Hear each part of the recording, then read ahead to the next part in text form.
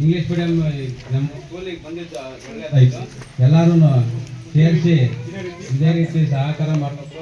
STMC ಅಧ್ಯಕ್ಷರಿಗೂ ಅದರ ಸದಸ್ಯರಿಗೂ ಎಲ್ಲರೂ ಹೊಂದಾಣಿಕೆಯಿಂದ ಹೋದರೆ ಈ ಮೇಷ್ಟ್ರುಗಳು ಒಳ್ಳೆ ಮೇಷ್ಟ್ರು ಇದ್ದಾರೆ.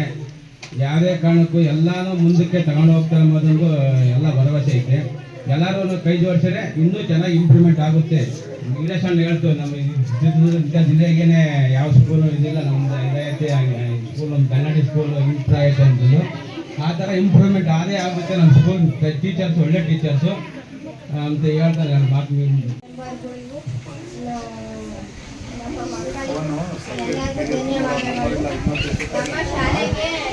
ಶಾಲೆಗೆ ಇಂಗ್ಲಿಷ್ ಮೀಡಿಯಂ ಬಂದಿದೆ. ನಮ್ಮ ಶಾಲೆಯಲ್ಲಿ ಆಗಿನ ಏನು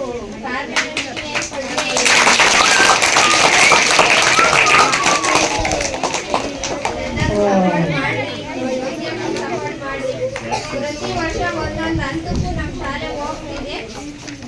ಇನ್ನು ಮುಂದೆ ಚೆನ್ನಾಗಿದ್ದಾಗುತ್ತೆ. ಇಂಗ್ಲಿಷ್ ಬಳಸ್ತಾ ಇದ್ದೀವಿ ಆದ್ರೆ ಬರೆಯಕ್ ಬರಲ್ಲ.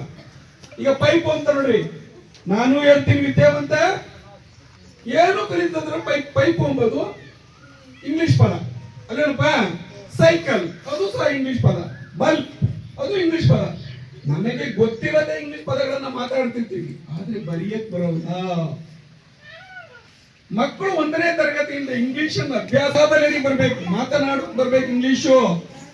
ಮಕ್ಕಳ ಕೇಳಿ, ಇವತ್ತು ಯಾಕೆ ಇಂಗ್ಲಿಷ್ ಮೀಡಿಯಂ ಇಷ್ಟೊಂದು ಪೈಪೋಟಿ ಕೊಡ್ತಾ ಇದಾರೆ ಅಂತಂದ್ರೆ ಅಲ್ಲಿ ಶಿಸ್ತು.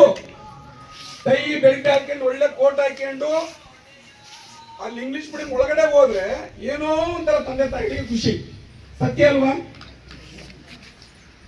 ಸೊ ಹಾಗಾಗಿ ಎಲ್ಲರ ಮನದಲ್ಲೂ ಸಹ ನನ್ನ ಮಗನು ಇಂಗ್ಲಿಷ್. ಇವತ್ತು ಏನು ಈ ವಿಶೇಷವಾದ ದಿನ, ಯಾಕಂದ್ರೆ ನಾನು ಇವತ್ತು ಫಸ್ಟ್ ಅನೌನ್ಸ್ ಆಗಿದ್ದೇನೆ. ನಮ್ಮ ಹೆಡ್ ಮಾಸ್ಟರ್ ಹತ್ರ ಬಂದು ಮಾತುಕತೆ ಮಾಡಿಕೊಂಡು 2 ಮಾತಾಡ್ಕೊಂಡು ಹೋದೆ.